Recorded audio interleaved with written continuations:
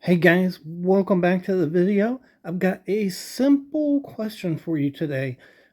How hard should it be to open and close a traditional folder?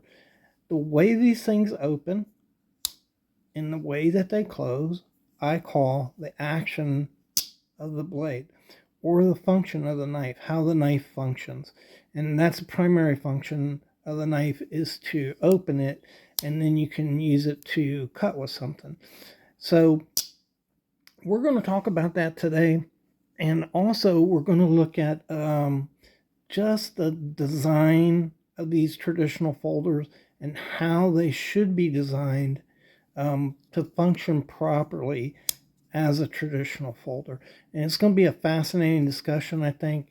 Most of the viewers, I don't think have ever heard any of this stuff. So I hope if you're interested, you'll follow along and check out the video. All right, welcome back to the Fortified Castle. This may look familiar to you. It's the layout I had in another video. It's kind of a beginner hobbyist type of video that I made for guys interested in knife collecting. And after I did the video, I usually just sit around and play with my knives for a little bit. And so I was just playing with them, opening them, closing them, looking at the knives, checking out the action on the different knives. And I thought about this video, talking about how should this thing open and close. I think a lot of people probably don't really know all that's entailed in how this little thing works and how the action works in them. And so that's what I want to talk about today and what we're going to talk about. So I guess first we'll talk about the way that the traditional folder should open. This is a GEC knife here. I think I need some more light over here. There, my light's too far away. This is a GEC knife here. Pretty good action on this knife. If you pull it, it's kind of stiff, but it opens very smoothly into a half stop. So when it stops in the middle like that, we call it a half stop. And then you can keep going and it snaps and shut. So really tight action on this GEC, but it's very smooth. When you look at the back here, it's very smooth in the back, and it really functions the way a traditional folder should function. Sometimes you get really hard actions. This one's really stiff on this Rosecraft. It's so stiff that usually I push the blade close and I can't push the blade open, and I can't do that. It's so stiff on here. And listen to the lockup on this. Pretty good. And then if you close it, it's got that nice half stop, which kind of protects your finger from accidental closing. But listen to the close on it. It's a gator snap on this thing. Gator snap. Really loud. A lot of guys like that, but do you really need it? And is it proper on a traditional folder? So we're going to look at that, talk about those issues, and maybe some of the problems we have with these. So first, why don't we look at the design of the knife itself? So without really going into the pattern, I would just want to talk about the blades here. Nail nicks are very important on a traditional folder. That's the primary way of opening most traditional folders. And there you go. That's the primary way of opening most traditional folders. These little nail nicks, pull on it and it opens up. And from there, you can pull the blade open or you can push it open, whatever you want to do. But the way the knife should be designed, as you look at this knife, this blade has its nail nick exposed and this blade has its nail nick exposed. And so that's really the beginning of a well-designed knife, and a knife that um, functions properly.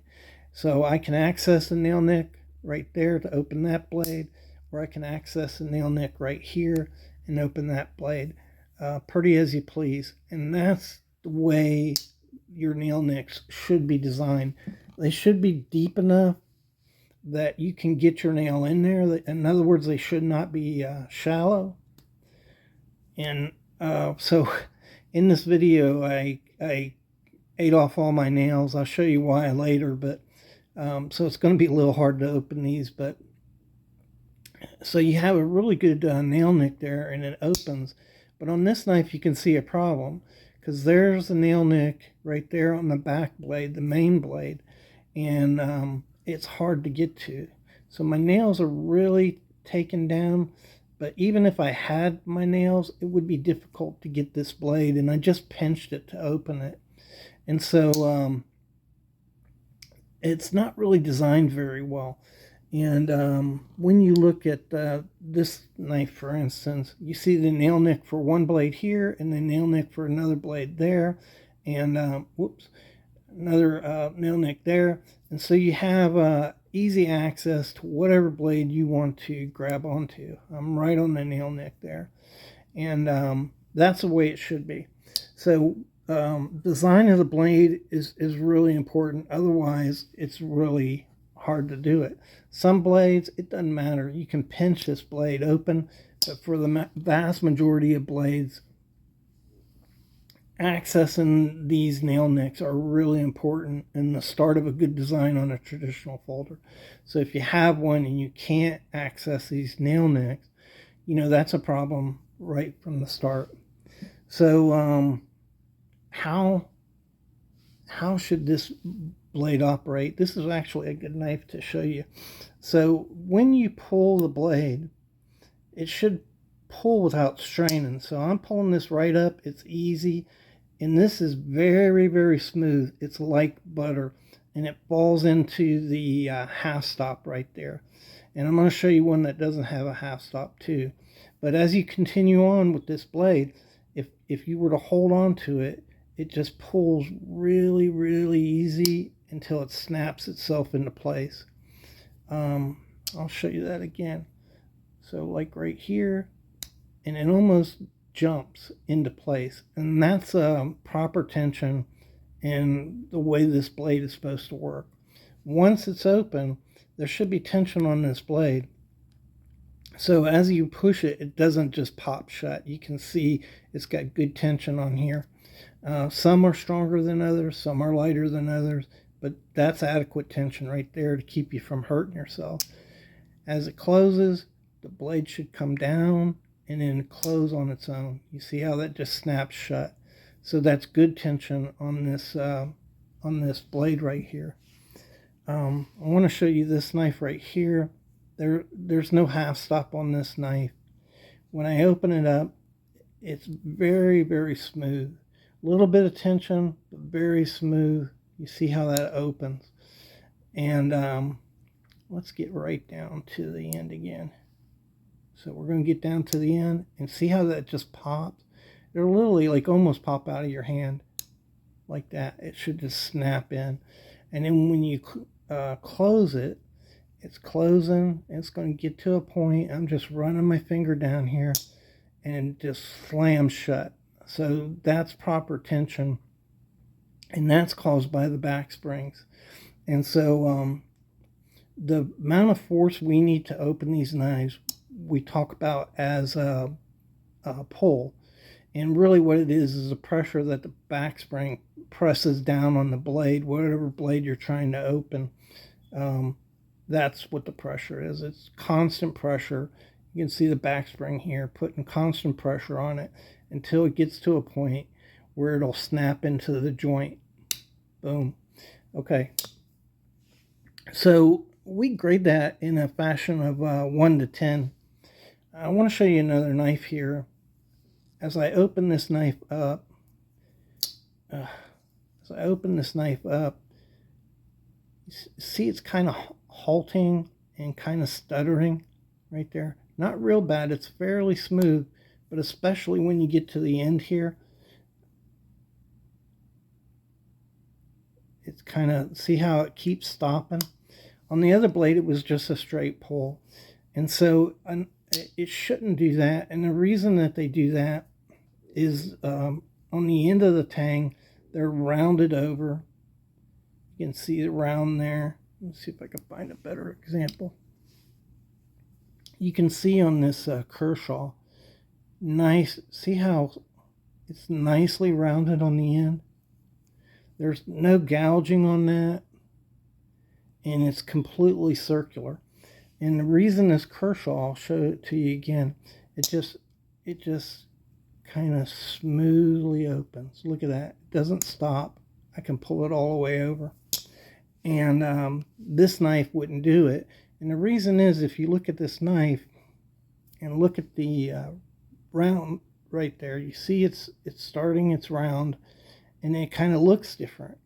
So as you look at it, you can see it starts off at one kind of geometry, and then in the middle here, right towards the middle, it just kind of plunges. So instead of being round like this, it kind of comes up and then plunges at a different angle down. And that causes this blade to be halting and kind of chunky, right? See, it just kind of doesn't want to smoothly open up. Sometimes this end part right here is badly gouged. I had one, I can't remember where it was. Where was that? I don't know. Anyhow, one of them was badly gouged, and that gouge, oh, it's this one right here. So if you look at that, this is a premium knife too. You see that gouging in that? And as you pull this blade up, it has that halting motion, so it's not really smooth. See that? I'm pulling on it and it just kind of stops and chunks.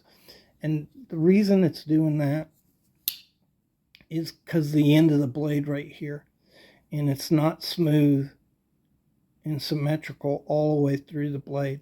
So that's just a poor build quality on the knife. They just didn't take the time to smooth it out like they should. And that's the difference a build quality can make in your knife. If it's smooth like it should be, it'll be like this knife, like butter. And if it's not, it'll be halting. You can kind of feel it stutter as you pull it open. Now, before we move on, I want to mention to you that sometimes you get new knives really often.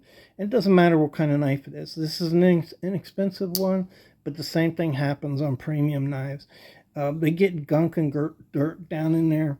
And so if you just take a little bit of oil, squirt it in to these areas right here on the sides, and then where your back spring meets right here, and then open your blade up and squirt some in on the sides of your tang right here towards where the liner and the divider is right there. Squirt some oil in there, and you work it, 3-5 times usually is enough, and you just keep working it like that.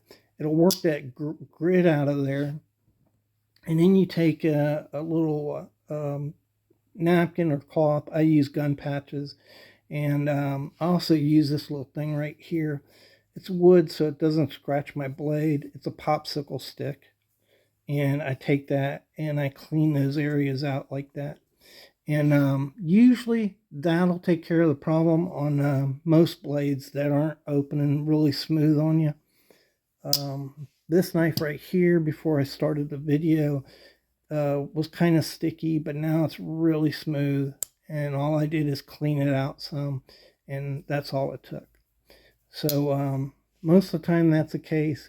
Sometimes you're going to get knives like this that it's just girt up and not cleaned up properly on the end of your tang, and that's going to cause that. There's nothing really you can do to fix that other than you might be able to put some sandpaper in there and smooth it out some. All right, I want to talk about pull, but before I do, more and more companies are building knives with a half stop. So I want to talk about that. So the blade stops halfway. Usually, sometimes it stops um, 2/3 of the way, and we'll talk about that in a minute. But most of them will stop at the half stop right here. That's basically a safety design feature so that if you're using the knife and it pops shut on you, it's going to stop before it comes down and cuts your finger. Um, Usually, historically, these half stops were only on um, premium knives, but these are inexpensive, and it's one of the ways that these inexpensive companies add value to their knives is by putting half stops on them. They know people like them, and they're nice to have. Honestly, I like having a half stop. But if you look at this knife, inexpensive knife, Rough Rider, you'll notice it's flat across here. You see that? So it's smooth across here, and that's the way it should be on the half stop. If you look at this GEC here, we'll open it up. You can see at the half stop is completely flat across here, and it really should be that way. Historically, it was that way, and if this knife pops shut on you, I'll tell you what, let me find one that doesn't do it, and then I'll explain it to you. On this case has a half stop. You can see that the back spring is up here, and that's not proper. And really what's wrong with that is if you're holding this knife and it pops shut on you to the half stop, now it's sharp here at the end, and it's sharp on the sides, and it just shouldn't be that way. And this is a very easy fix. So when you have a half stop, the end of your tang is going to be flat. You can see that right there. It's not round, it's just flat. And here, let me show you this. You can see here, they're just flat on the ends. So all case would have to do is take thousandths or 2/1000ths of an inch off of that flat, and it would drop these back springs down even when it closed. And it should be like that. And so that's just laziness and on the part of a manufacturer and not building your knife properly. That is not the proper way to build your knife. It's not an opinion. It's just the way it is. So here's a case knife that was built between 1960 and 65. It has a half stop, and it's completely flat right here. You can see that. Here's another one from case 60 to 65, half stop, flat, completely flat. If you go back historically, this is a Remington pre 1940, half stop, completely flat. Here's a Utica. It's late 20s, early 30s. It has a flat half stop and completely flat. So it's the way you're supposed to make a knife. They're just not making a knife the way they're supposed to. When you have this when at the half stop, it doesn't your back springs don't go down. On a modern folder, I want to show you real quick. This happens a lot on modern folders. Initially, you can tell that's at a 2/3 stop on this rather than a half stop. Initially, that kind of made me mad. I was like, man, that's just lazy. You don't put a half stop in there right. But I realized something about this, and that is if you have your finger in there and that blade pops, you actually have more area there to prevent the blade from hitting. If you go to a half stop, I don't want this thing to shut on me. And you see how my finger is there? Now, at the half stop, the blade is hitting, where here it's not. You see that? So this is a good design. I like it. I understand it now. And so when you see that in a traditional folder, it's not really a big deal. It's actually a good thing. So let's go ahead and talk about the pull on the knife. All right. So a lot of people complain about case knives being too light, not heavy enough. The pull is not heavy enough on them. And really, the pull on a case knife is perfect. They're always around a 5, and sometimes a little less than a 5. But that's really what you want. You don't want to break your fingernails when you're pulling the knife open. So you want it to open easy, not hard.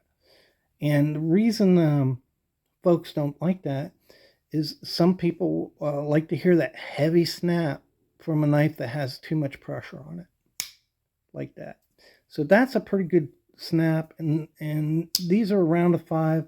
Historically, if you go back, all the knives, made very early in the 20th century, have very easy pulls on them and open easy. At least they should. And if you look back in the 70s, Schrade Walden, Camillus, Utica, they were all making knives with a similar pull to a case. And case always just had a really good pull on them. Not too hard, not too easy. And so, as I mentioned before, this thing has like an alligator close on it. And you can see right there, it's just going to take off. And, guys like that, I get it, but it's not really necessary or desirable. For instance, if I can't shut the knife with my thumb like this, I'm pushing on it and it's not going anywhere, then it's probably too tight, too much pressure on this back spring. Show you, this is I think this is a war era Joseph Rogers, and this is how I broke all my nails. So I was trying to get this thing open, and man, I'll tell you what, the pull on this thing is just unbelievable. So I could get the main blade open with my nails, but the small blade, I can't even budge that with my nails. It just breaks them. And I'll show you the snap on this. I can't even show you the snap because it's just so hard. And so on a knife, you should be able to test. I can move that a little, and it moves the back spring, so I know there's good tension there. But I can't close this knife. So there's that much tension on this little tiny knife. It's 3.5 inches, and I have to use my hands to close it. You see it's at the half stop, and listen to the talk on it. Man, it's crazy. And here's another example, another British knife. And on this one, it's a military knife, so you can reach in and pull the blade open. You can tell it's pretty tight. And I don't think I could push it. Yeah, I can probably get it. Hear that loud click. Now, there's no closing this. Okay, so this is so tight, I can't close it. So a 10 on a 10. And that's the problem, is I have to put a lot of pressure on this just to close it. It shouldn't be that way, The knife should just not be, it doesn't have to be that tight. So I think, these case knives are just fine. I think they've dialed in over time have dialed in the pull strength on these, and that's kind of what you want. If you like a knife a little heavier than a 5, like a 6 or a 7, I think that's fine. I think this Rosecraft is around a 7, I'd say. And it's going to loosen up a little with time too. This is a new knife, but it's stiff. That's about as stiff as you want it. I'd say this knife right here is pretty weak. That is about a 3, and that's probably the least that you want it. You can see how easily it just folds over like that. I think that's okay. If maybe you have arthritis, maybe you have problems with your fingers, a light pull would be fine. It would really help you out if you have problems with your hands, but you wouldn't want it any less than that, about a 3. So I think 5 is perfect. You can go down to a 4 or a 3 if you want. If you want it heavier, a 5, 6 or 7 is probably about the most that you should get. Okay, another question you might have concerns knives like these. This is a two-bladed jackknife, and the spring on this knife, on any traditional folder, on the back spring, is determined by where that pin goes in the back spring. The back spring pin, it secures the back spring, but as you pull this pin back, the spring will get lighter, and as you move the pin forward, the spring will get heavier. You have less metal to bend, and it is a spring, uh, so that's how it works.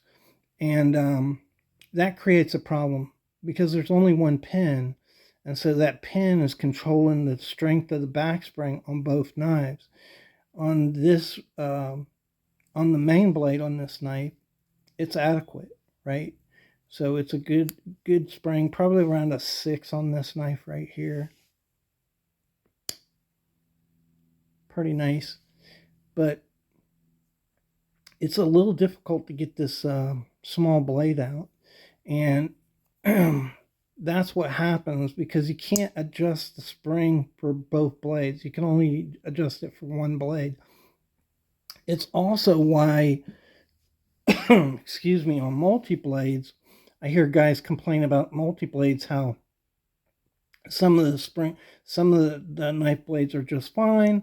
They have good spring, and then on others they don't, and that's because there's a spring that runs through here, and that controls all the blades, all 4 blades. So they don't put springs in to design the springs to control each blade. It's kind of impractical, actually. I don't know how you would do it.